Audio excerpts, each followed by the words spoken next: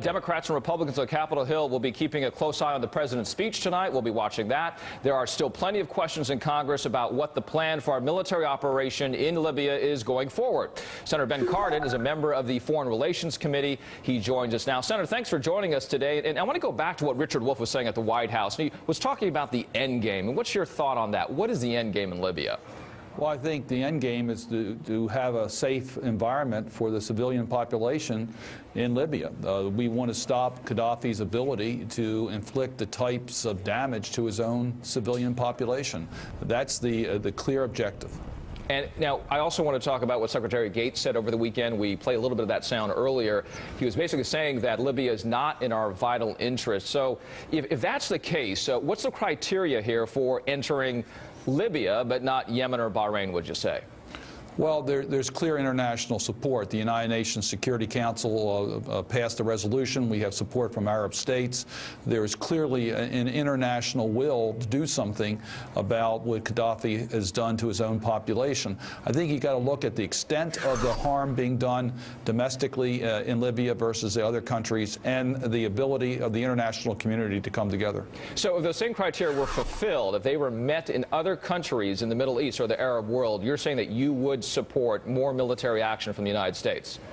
Well, as I said, it has to be international, and I think the United States has already made an incredible commitment in the Middle East. It's time for other countries to step up and take on the major responsibilities. So we're looking for other countries, and we have that with the NATO command now in Libya. But it's clear that the United States needs to back off and let other countries take the lead in many of these operations. Senator Cardin, I know that you have probably seen those pictures that Rolling Stone has published, shocking to many, disturbing many folks. It was reported there in Rolling Stone today of American, what they're calling kill teams, and we were just talking about that with Jim Miklaszewski. How hard will this make for the mission going forward? How hard will it make them having a success of winning over the hearts and minds as we look forward? Yeah. Well, these allegations are horrible, as it's been reported. But I think the point that the United States brought this to the attention, that the military is pursuing accountability of those who were allegedly involved, and that the United States brought this issue forward, will help us in regards to the international community's response to what happened. I want to move to what the president will be saying tonight and what you might expect him to say. As you know, there's been criticism on both sides of the aisle. What would you expect the president to say to satisfy those critics? Well, I think the president will have a chance to explain to the American people the reason why the United States has joined the international community, that we have responsibilities, but that we have strong international support, that we have an end game here, that this is not going to be an open-ended commitment of American soldiers, that we have a clear objective, and that we believe we can accomplish that objective, that the early signs have been favorable. I expect that you'll see the president point out that here's a clear example of the international community responding and the United States being part of that international effort in order to stop the killing of innocent civilians in Libya. Senator Cardin, I've got the press release that's on your website that you had released 10 days ago, saying that you support the people of Libya as well as the commitment from the United States and what it was doing with the no-fly zone. Has that changed at all? Has that evolved at all after what you've seen happen? No, and what I said is that it needed to be international, and other countries need to step forward, that the burden cannot be on the U.S. Soldiers and taxpayers.